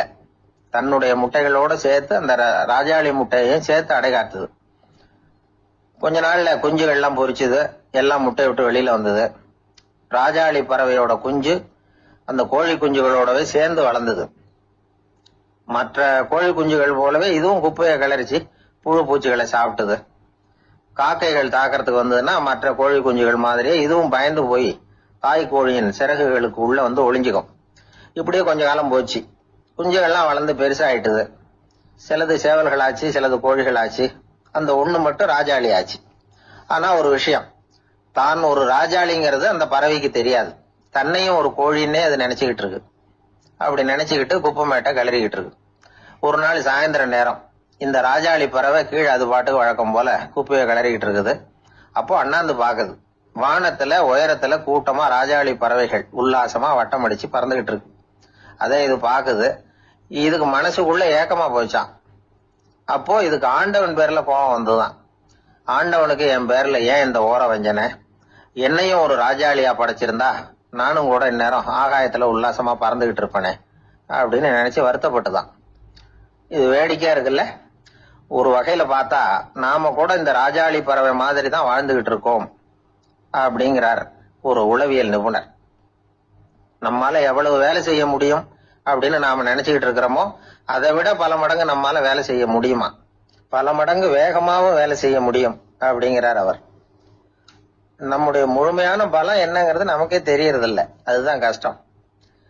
நம்முடைய பலம் தெரியாததுனாலதான் நாம எதுக்கு எடுத்தாலும் பயந்துகிட்டு இருக்கிறோம். ஒரு ஆள் இருந்தான். அவனுக்கு எப்படின்னா கோழியை கண்டா பயப்படுவான். ஏன் கோழியை கண்டா பயம்னா, அவனுக்கு மனசுக்குள்ள தான் ஒரு புழுன்னு நினைப்பு. தன்னை ஒரு புழுவா நினைக்கும் பொழுது, புழுன்னா கோழி வந்து கொத்தும்ல, அதனால கோழியை கண்டு பயப்பட ஆரம்பிச்சிட்டான். இவன் நடுங்கிருவான். எதிரில் கோழி வந்ததுன்னா உடம்பு பூரா நடுங்க ஆரம்பிச்சிடும். வீட்டுல இருக்கிறவங்க பார்த்தாங்க. இவனை அழைச்சிட்டு போய் ஒரு மனநோய் மருத்துவமனையில சேர்த்துட்டாங்க. அங்க உள்ள டாக்டர் இவருக்கு சிகிச்சை எல்லாம் கொடுத்தார். ஒரு வாரம் இவனை தங்க வச்சு வேண்டிய சிகிச்சை எல்லாம் கொடுத்து மன ரீதியா அவனை மாத்தி, சரி இனிமே நீ வீட்டுக்கு போகலாம்னு சொல்லி அனுப்பி வச்சார். வீட்டுக்கு புறப்பட்டான். அப்ப சொன்னார், இத பாருப்பா, நீ வீட்டுக்கு போகலாம், நேரா வீட்டுக்கு போ, நல்லா ஞாபகம் வச்சுக்கோ, இனிமே வந்து நீ ஒரு புழு கிடையாது, மனுஷன், தைரியமா புறப்படு, போயிட்டு வா அப்படின்னு சொல்லி வழி அனுப்பி வச்சார். சரிங்க டாக்டர்னு சொல்லிவிட்டு இவன் புறப்பட்டு போனான். பாதி வழி போயிருப்பான். லேசா நிமிர்ந்து பாக்குறான், எதிரில் ஒரு கோழி வந்துகிட்டு இருக்கு. அது பாட்டுக்கு சாதாரணமா நடந்து வந்துகிட்டு இருந்தது. அவ்வளவுதான், இவன் உடம்பு கிடுகிடுன்னு ஆட ஆரம்பிச்சுட்டது. திரும்பி ஓடி வந்துட்டான். டாக்டர் கேட்டார், ஏன்பா திரும்பி ஓடி வந்துட்டேன்னு. பாதி தூரம் போயிட்டேன் டாக்டர், எதிரில் ஒரு கோழி வந்துகிட்டு இருக்குது, அதான் பயமா இருந்தது வந்துட்டேன்னா. டாக்டருக்கு ஒரு மாதிரி ஆயிடுது. அவர் சொன்னார், இத பாருப்பா, நான் தான் சொன்னேனே, நீ ஒரு புழு இல்ல, மனுஷன். இனிமே நீ புழு கிடையாது, நீ ஒரு மனுஷன். நீ ஒரு புழு இல்லைங்கிறது இன்னமும் உனக்கு புரியலையா அப்படின்னாரு டாக்டர். நான் புழு இல்லைங்கிறது எனக்கு தெரிஞ்சுட்டுது டாக்டர், இது அந்த கோழிக்கு தெரியுமான்னு தெரியலையே அப்படின்னா. இவெல்லாம் எந்த காலத்துல மாறுறது? அதனால வாழ்க்கையில வெற்றி பெறணும் அப்படின்னு நினைக்கிறவங்க யாரா இருந்தாலும் தன்னுடைய பலம் என்ன அப்படிங்கறத முதல்ல புரிஞ்சுக்கணும். தன்னுடைய சக்தியை புரிஞ்சுக்கிட்டவன் வெற்றி பெறுவது நிச்சயம். காலை நேரம், கடற்கரை ஓரம், காலை வீசிக்கிட்டு கையை வீசிக்கிட்டு ஏதோ சண்டைக்கு போற சிப்பாய் மாதிரி எல்லாரும் நடந்து போயிட்டு இருக்கிறாங்க. நடைப்பயிற்சி. அதுல நமக்கு தெரிஞ்ச ஒருத்தர் எதிரில் வந்தார் ரொம்ப வேகமா. என்ன சார் வாக்கிங்க அப்படின்னு கேட்டோம். அவரால் ஆமாம்னு பதில் சொல்ல முடியல. அவ்வளவு கஷ்டம். மூச்சு விடுறதுக்கே வாயை திறந்து திறந்து மூடிட்டு இருக்கிறார். எங்க பேசுறது? கொஞ்சம் நின்று நிதானிச்சு மூச்சு விட்டுட்டு அதுக்கப்புறம் சொன்னார் ஆமா அப்படின்னு. என்ன சார் இவ்வளவு வேகம்னோ? உங்க பேச்சை கேட்டுட்டு தான் சார் நடக்க ஆரம்பிச்சோம். நீங்க தான் அடிக்கடி சொல்லிட்டு இருந்தீங்க நடக்கிறது நல்லதுன்னு. அன்னையிலேருந்து ஆரம்பிச்சுட்டேன். ஆனால் ரொம்ப கஷ்டமா இருக்குது சார். இப்ப பாருங்க, உங்ககிட்ட சுலபமா பேசக்கூட முடியல, மூச்சு வாங்குது, உடம்பு கூட வலிக்கிறது மாதிரி இருக்கு அப்படின்னு அவர் பாட்டுக்கு பேச ஆரம்பிச்சுட்டார். உங்களை யாரு சார் இவ்வளவு வேகமா நடக்க சொன்னது? வேகத்தை குறைங்க, மெதுவா நடங்க அப்படின்னோம். நீங்க நடக்கிறதுனால என்னென்ன சௌகரியம்னு அன்னைக்கு சொன்னீங்களே தவிர சௌகரியமா நடக்கிறது எப்படின்னு சொல்லலையே அப்படின்னாரு அவர். இன்னமும் லேசா மூச்சு வாங்கிட்டே சொன்னா கூட இவர் சொல்றதுலயும் ஒரு நியாயம் இருக்கு. அதனால இந்த நடைப்பயிற்சி பண்றவங்க கவனிக்க வேண்டிய சில முக்கியமான குறிப்புகள் இருக்கு. அது என்னென்னங்கிறத அவங்க தெரிஞ்சுக்கணும். அது தெரிஞ்சு வச்சுக்கிறது நல்லது. இதெல்லாம் மருத்துவ நிபுணர்கள் சொல்ற குறிப்புகள். அவங்க என்ன சொல்றாங்க தெரியுமா? உங்க வயசு 40க்கு மேலையா? உங்க எடை இருக்க வேண்டியதை விட 10 கிலோ அதிகமா இருக்குதா? நீங்க புகை பிடிக்கிறவரா? இதய நோய், ரத்த நாள நோய், உயர் ரத்த அழுத்தம் இப்படி ஏதாவது உங்களுக்கு உண்டா? அப்படின்னா நீங்க உங்க இஷ்டத்துக்கு வரிஞ்சு கட்டிக்கிட்டு நடைப்பயிற்சி பண்ண ஆரம்பிச்சிடாதீங்க. முதல்ல ஒரு மருத்துவ பரிசோதனை பண்ணிக்கங்க, அதுதான் நல்லது அப்படின்னு அவங்க சொல்றாங்க. நடக்கிறப்போ, உடற்பயிற்சி செய்யறப்போ மார்பு பகுதியில அல்லது வேற எங்கேயாவது தொடர்ந்து வலி இருந்ததுன்னா பயிற்சியை நிறுத்தி விட்டு டாக்டரை போய் பார்க்கணும். நடைப்பயிற்சி பண்றப்போ உங்க சக்திக்கு தகுந்த மாதிரி மெதுவா அதிக கஷ்டம் இல்லாம முன்னேறலாம். அங்க என்ன போட்டியா வைக்கிறாங்க? முந்திக்கிட்டு போய் என்ன பண்ண போறோம்? பரிசா வாங்க போறோம். அதனால நிதானம் அவசியம் அப்படிங்கிறது அவங்க ஆலோசனை. தொந்தரவு கொடுக்காத ஷூ, ட்ரெஸ் இதுகளை உபயோகப்படுத்துங்க. பாதத்துல ஆடு தசை இருக்குல்ல, அங்க ஏதாவது பிரச்சனை இருந்ததுன்னா டாக்டரை பாருங்க. இந்த பாதத்துல வலி வரும் அந்த இடத்துல.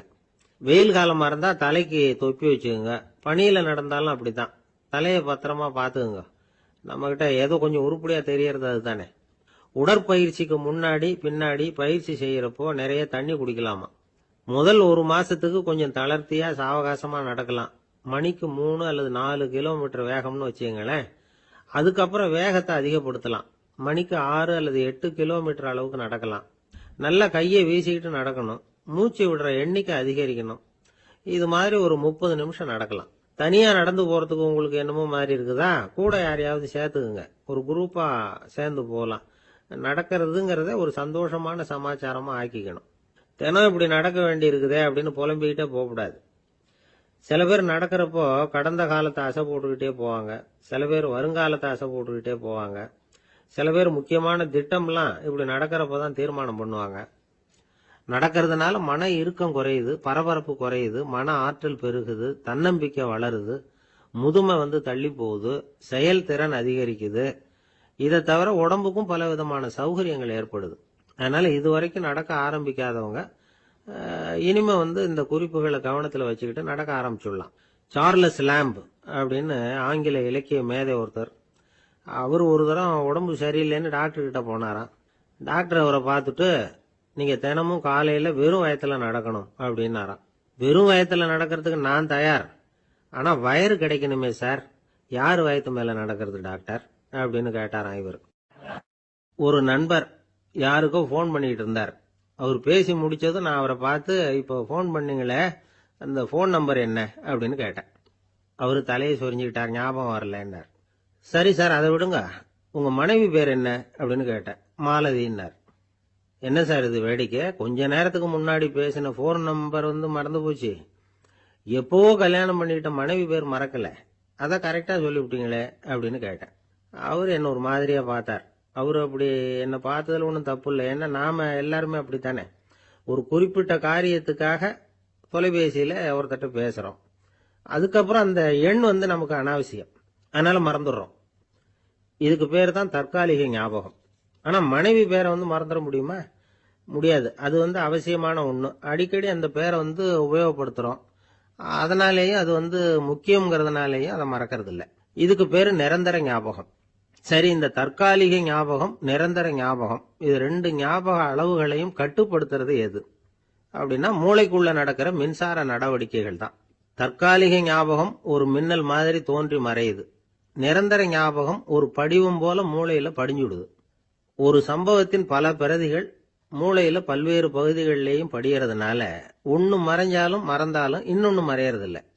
இப்படிப்பட்ட நிலைமையில தான் இந்த தொண்டையில இருக்கு, வாயில வரமாட்டேங்குது சார் அப்படிமா. ஒருத்தருக்கு எந்த துறையில ஆர்வமும் ஈடுபாடும் அதிகமோ அது சம்பந்தமான ஞாபக சக்தி அதிகமா இருக்கும். தொழிலை விரும்புகிற ஒரு டெலிபோன் ஆபரேட்டருக்கு எண்கள்லாம் நல்ல ஞாபகம் இருக்கும். அது மாதிரி கவிஞர்களுக்கு வார்த்தைகள் நல்ல ஞாபகத்தில் இருக்கும். இது ஒரு பக்கம் இருந்தாலும் ஒரு மூளை எண்களை விட எழுத்துக்களை விட படங்களை ரொம்ப சுலபமா ஞாபகத்துல வச்சுக்குது. புரிஞ்சுக்கிற தன்மை, அனுபவம், புத்தி கூர்மை இது கூடி குறையறத பொறுத்து ஞாபக சக்தியும் ஏறும் இறங்கும். இப்போ உதாரணத்துக்கு ஒரு பையனுக்கு படிச்சது எதுவும் ஞாபகத்துல இல்லைன்னா அவன் அதை சரியா புரிஞ்சுக்கலன்னு அர்த்தம். இந்த மறதிங்கிறது எந்த சமயத்துல ஒரு பிரச்சனை ஆகுது தெரியுமா? உங்களுக்கு வேண்டியப்பட்ட ஒருத்தரை ஞாயிற்றுக்கிழமை சாயந்தரம் சரியா 5 மணிக்கு கடற்கரைக்கு வர சொல்லிவிட்டு அந்த நேரத்தை மறந்துட்டா அது பரவாயில்ல, வர சொன்னதையே மறந்துட்டாதான் நிலைமை மோசம்னு அர்த்தம். இப்படி இருந்தா இது சிகிச்சை எடுத்துக்க வேண்டிய நிலைமைங்கிறத புரிஞ்சுக்கணும். ஆமா, இதுக்கும் மருந்து இருக்கு. ஆனா மூளை குறிப்பிட்ட அளவுக்கு கீழே இயங்குறப்போ இன்னொன்னு சொல்லுவாங்க, இந்த நியூரோ டிரான்ஸ்மிட்டர் அப்படின்னு சொல்லுவாங்க. அப்படிங்கிற மூளை ரசாயனம் ரொம்பவும் குறைஞ்சி போறப்போ மட்டும்தான் உபயோகப்படும். டாக்டர் என்ன சொல்றாங்க தெரியுமா? மூளையை பொறுத்த வரைக்கும் அதுல ஞாபக சக்தி அதிகமா உள்ள மூளை, மறதி உள்ள மூளை அப்படின்னு ஒண்ணும் கிடையாது அப்படிங்கிறாங்க. நினைவு வச்சுக்கிறதுக்கு பயிற்சி அளிக்கப்பட்ட மூளை, பயிற்சியற்ற மூளை அப்படின்னு வேணும்னா சொல்லலாம் அப்படின்னு சொல்றாங்க. அதனால நம்ம ஞாபக சக்திங்கிறது நம்ம கிட்ட இருக்கிற பயிற்சி, முயற்சி இதை பொறுத்து தான் அமையும். ஒருத்தர் ஒரு பென்சிலை எங்கேயோ வச்சுக்கிட்டு தேடிக்கிட்டு இருந்தார். அப்புறம் என்னமோ தீவிரமா யோசனை பண்ணி அதை ஞாபகப்படுத்தி பார்த்துக்கிட்டு இருந்தாராம். எதிரில் உட்கார்ந்து இருந்தவர் சொன்னார், பென்சிலை தானே தேடிட்டு இருக்கீங்க, அது உங்க வலது காதுல இருக்குது சார் அப்படின்னாராம் அவரு. இதுக்கு அவரு சொல்லியிருக்காரு, பென்சிலை வலது காதுல தான் வச்சிருக்கேங்கிறது எனக்கு நல்லா ஞாபகம் இருக்கு, ஆனா எது வலது காதுங்கிறது தான் மறந்து போச்சு அப்படின்னாராம். அவர் அதை தான் யோசிச்சுட்டு இருந்திருக்கிறார். வயிறு பசிக்குதேங்கிறது சிலரோட கவலை, வயிறு பசிக்க மாட்டேங்குதே அப்படிங்கிறது சில பேரோட கவலை. 2 விதமான கவலைக்கும் வயிறு தான் காரணமா இருக்குது. வயிறு பசிச்சதுன்னா அது இயற்கை, வயிறு பசிக்கலைன்னா அது வியாதி. ஆனா பசியையும் நாம பசிப்பிணி அப்படின்னு தான் சொல்லுவோம். என்ன காரணம்? வியாதியை போக்க வேண்டியது எவ்வளவு முக்கியமோ அதை விட முக்கியம் பசியை போக்க வேண்டியது. ஒரு சமுதாயத்துல பசிப்பிணியே இருக்கக்கூடாது, அதுதான் நல்ல சமுதாயம். பசியை போக்கணும்னா சாப்பாடு போடணும், பசியின்மையை போக்கணும்னா வைத்தியம் தான் பண்ணணும். இது சம்பந்தமா எவ்வளவோ ஆராய்ச்சிகள் நடக்குது, நிறைய மருந்து கண்டுபிடிச்சிருக்கிறாங்க. நம்ம உடம்புல பசியை தூண்டக்கூடிய பகுதி எது, இதை முதல்ல தெரிஞ்சுக்கணும் இல்லையா? நாம சாப்பிடுற ஆகாரம் செரிக்கிறதுக்கு எது காரணம் தெரியுமா? நம்ம மூளையோட பின்பகுதி தான் அதுக்கு காரணமா இருக்குதாம். மூளையின் பின்பகுதியில நரம்பு செல்களால் ஆன 2 வகையான ஆரக்சின்கள் தான் பசியை உண்டாகுது அப்படின்னு கண்டுபிடிச்சிருக்கிறாங்க. 2 ஆய்வாளர்கள் இதை கண்டுபிடிச்சிருக்காங்க. அவங்க 2 பேரும் டெக்சாஸ் பல்கலைக்கழகத்துல ஹார்வர்டு ஹக்ஸ் மருத்துவ கல்வி நிலையத்தில் பணிபுரிகிறவங்களாம். உண்பது தேவைங்கிறது உணரப்படும் போது மூளையின் அந்த குறிப்பிட்ட பகுதி ஆரக்சின் அப்படிங்கிற ஹார்மோன்களை சுரக்கும். அது பசி உணர்வை தூண்டும் அப்படிங்கிறது தான் அந்த ஆய்வாளர்களின் கண்டுபிடிப்பு.